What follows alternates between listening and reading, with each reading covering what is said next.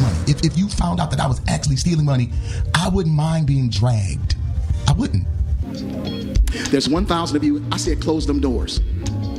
Ushers, close the door. But that's not what I've done. And that's not what I did. The only thing I did was honor the leadership of our church's organization.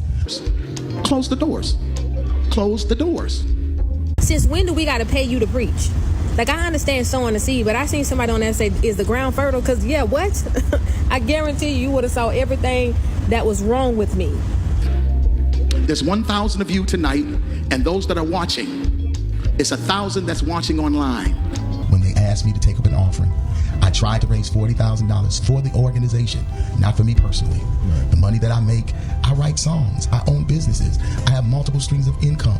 So he basically telling them, if y'all receive something, then get a $12. My staff are afraid because I've received threats over $20 and shut the door.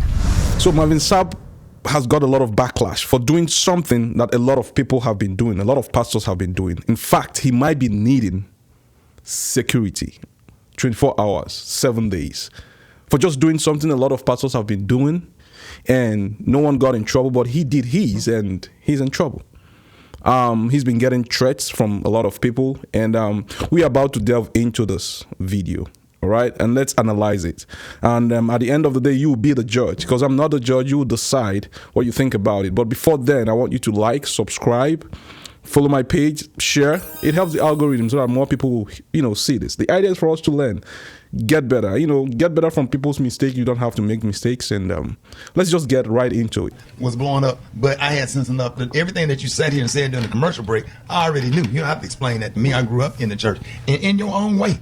In your own way. Let's start with the attacks that are on you and the death threats on you and your family. Let me just whatever way you want to start. Let me just start by saying first, Ricky, I thank you for this opportunity. Yes, sir. I thank you for the opportunity to be able to come on your show and for you to use your platform to give me a chance to just add some context, and clarity to a clip that a whole lot of people have seen. Sadly, one of the things that has happened is people have created a narrative that is absolutely not true. Number one, the narrative was created, that I raised money at my church, that I kept the people at my church hostage until I raised $40,000 for me. That's the narrative that has been shared, that I locked folks up in my church, that, I made them give $40,000 and I wouldn't allow them to leave until they gave it to me. And to be honest with you, that is absolutely Now, that's false. The narrative, okay? That's the big story out there. Like, he locked people up so that they will pay up $40,000 before they leave the church. That's how it sounds, not exactly how he put it, though. But just in case you've not seen the video, let me just show you. But I know that there's 1,000 individuals under the sound of my voice that can do what I'm about to challenge you all to do. This is simple. 1,000 people giving what I'm about to challenge will be $20,000. 1,000 people giving what I'm about to challenge you all to do will be $20,000. There's 1,000 of you. I said close them doors. Ushers, close the doors. Close the doors. Close the doors. We all gonna leave together. Y'all ain't going no place but to the restaurant. There's 1,000 of you tonight, and those that are watching, it's 1,000 that's watching online. This is a small seed. If I get 1,000 online to give this, if I get 1,000 in the sanctuary to give this, that's $40,000 tonight. Okay, that was what happened. That got him into explaining, okay?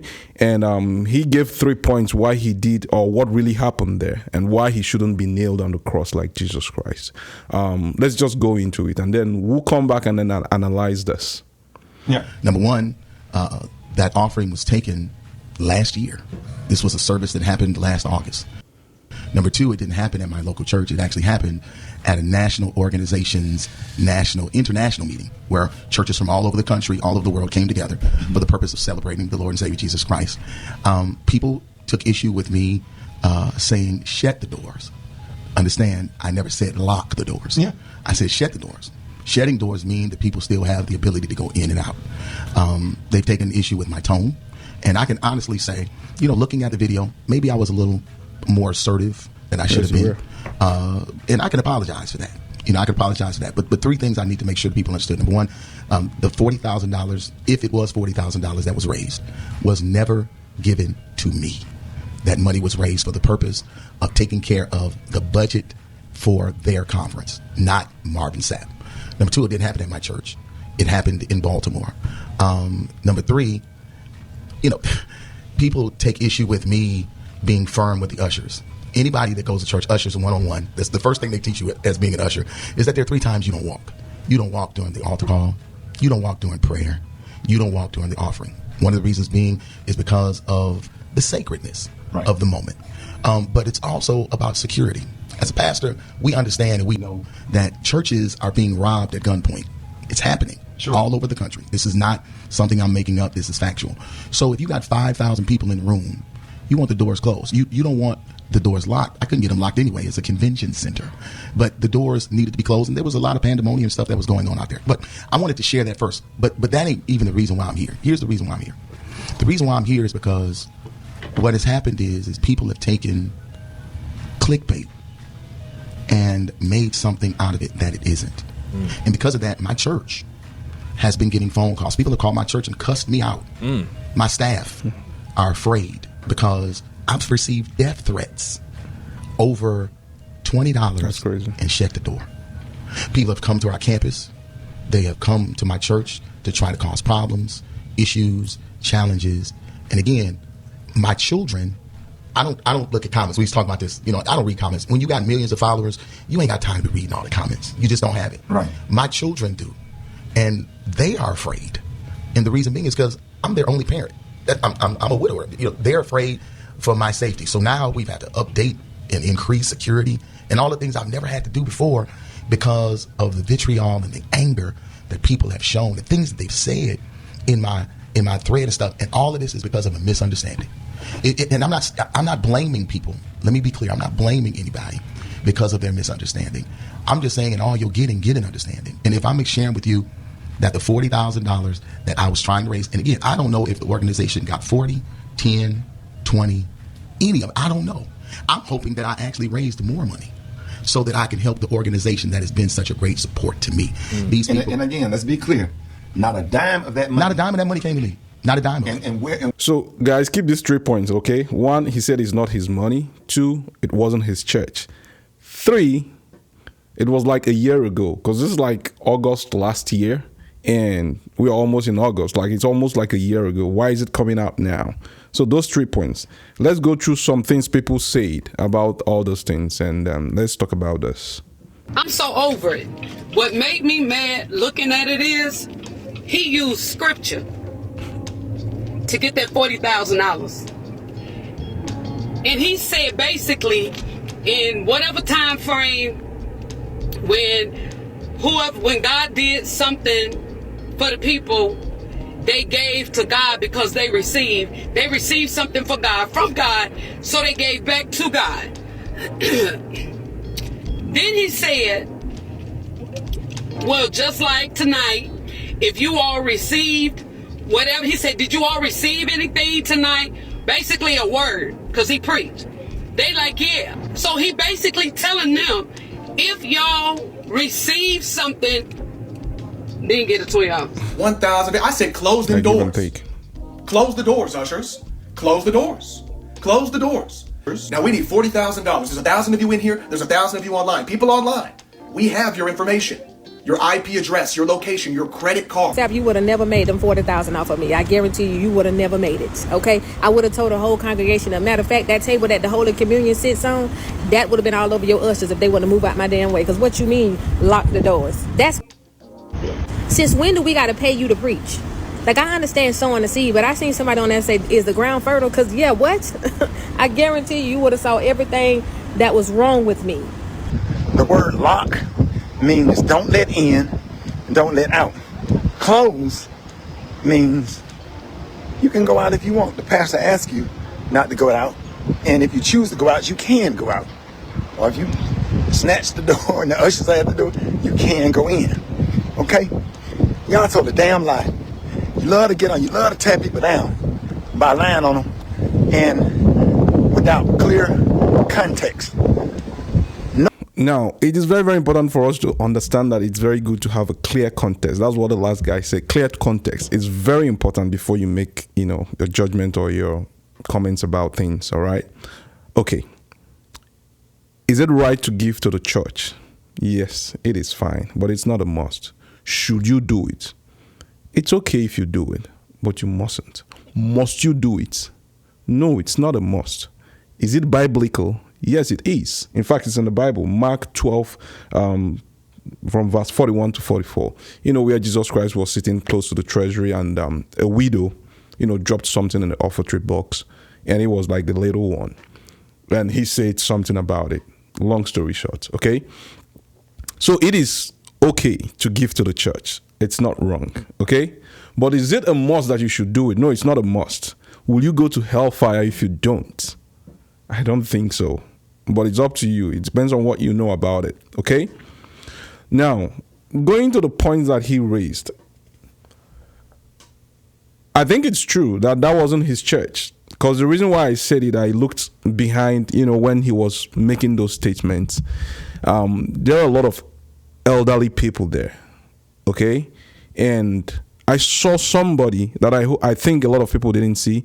It's Prophet Java. Like some of my followers listen to Lovey and all those people.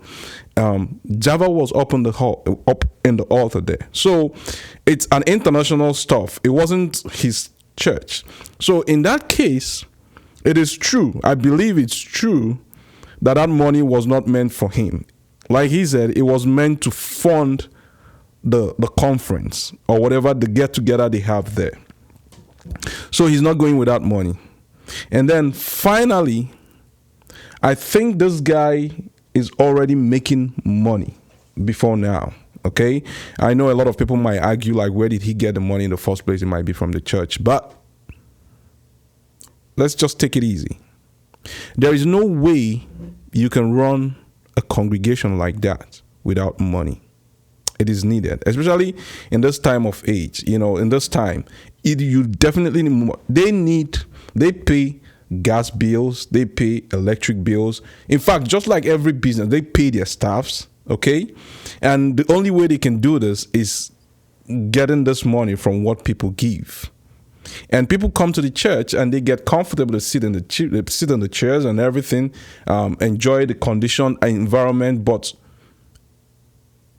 it takes money to do all those things, okay?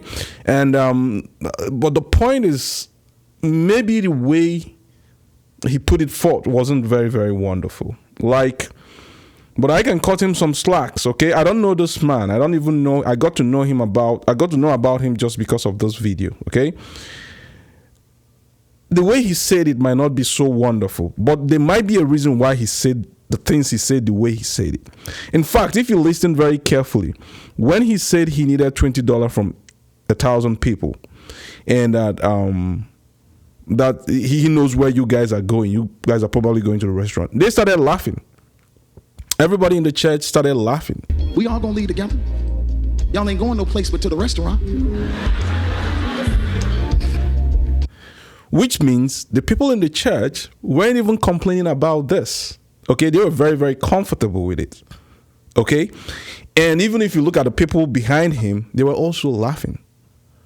It happens. Sometimes pastors do ask for money when they are in debt, when they need money for something. But the way he did it, almost telling people to close the door, not lock the door, by the way, close the door. It's almost like you're pushing people. But maybe the reason why he did that way was just the kind of mood he was in, because I think he already sang a song. His song never would have made it, before he got to, you see him, he was very sweaty. So it is very, very easy for you to make mistakes when you're on live on stage, and you might say something the way you are not. In fact, he acknowledged the fact that he didn't say it right, but making it look as if that he is trying to make money off people by manipulating them or by locking them up. Let's just remember that this is America, right? He is too smart to know that people can even sue him for holding them against their will, and he's going to be in trouble. So it's easy for you to bring things out and blow it out of proportion and make it look as if someone has done something unimaginable. So let's just take it easy.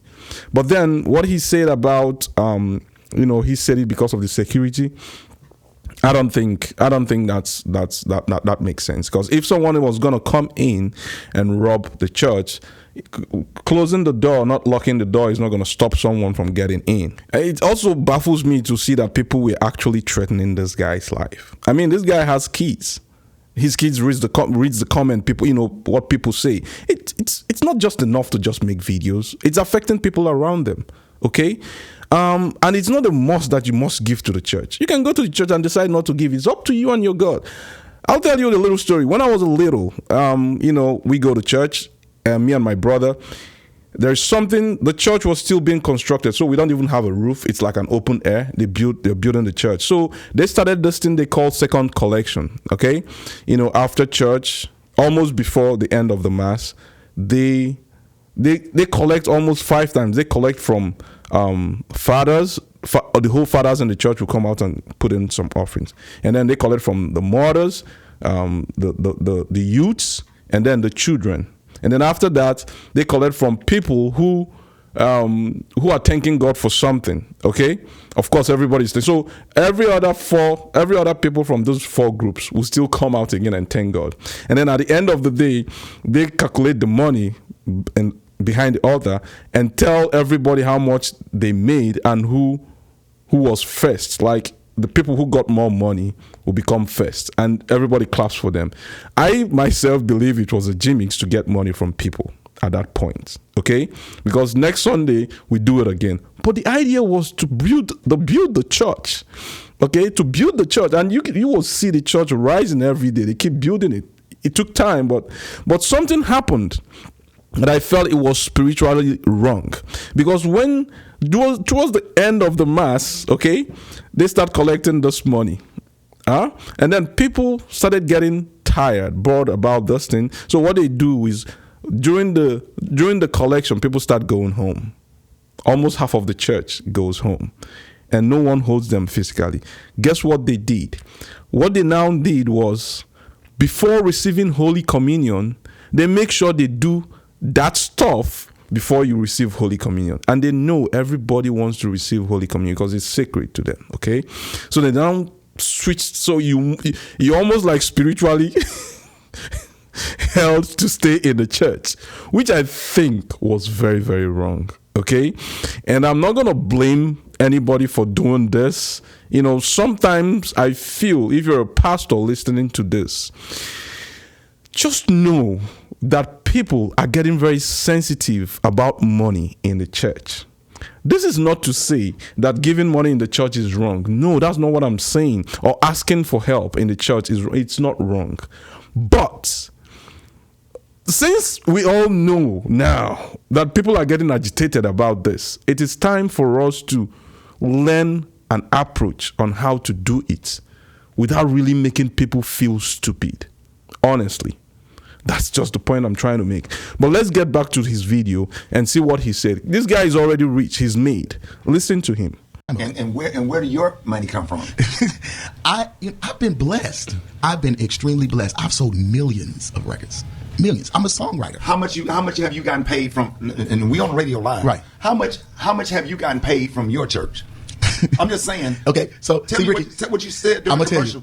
What people don't know is that I pastored 16 years in the city of Grand Rapids, Michigan. I founded my church. I pastored 16 years. We had a great church. Still have a great church there. 16 years of pastoring. I never got paid a dime. That's a fact. We don't need to know that. 16 years. You can call the church. You can ask them. I pastored the Lighthouse for Life Center Church in Grand Rapids, Michigan for free for 16 years. 9 years of those 16 years, I gave a minimum of $30,000 a month. We don't need to know my that. church. Wow.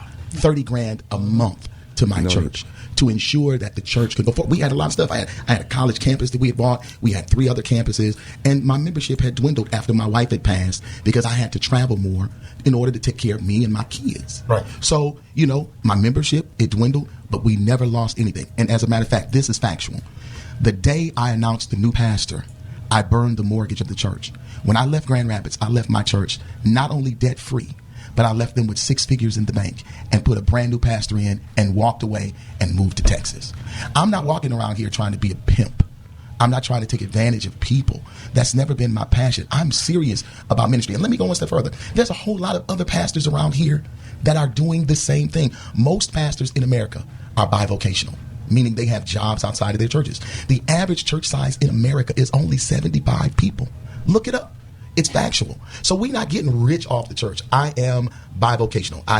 I'm a W-2 employee at my church. I have a syndicated radio show that I do every week to over 60 different markets. I own real estate. I have mutual funds. I have annuities. I have stocks. I play the market. I took my money and I didn't trick it. Money that you made from money that I made from music, from hit records. I'm one of the only gospel artists with billions of streams. And you tour. And I tour. I just came off of a tour. Sure. That I made tons of money on. And I'm at the crib right now chilling because I don't have to go on tour. I can wait and do my next day.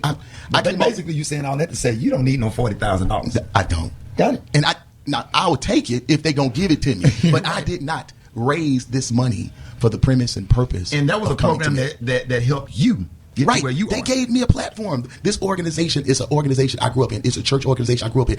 And I'm appreciative. The reason why I'm going to bring up the organization, because it ain't none of y'all business. But the point is these people gave me a platform, man.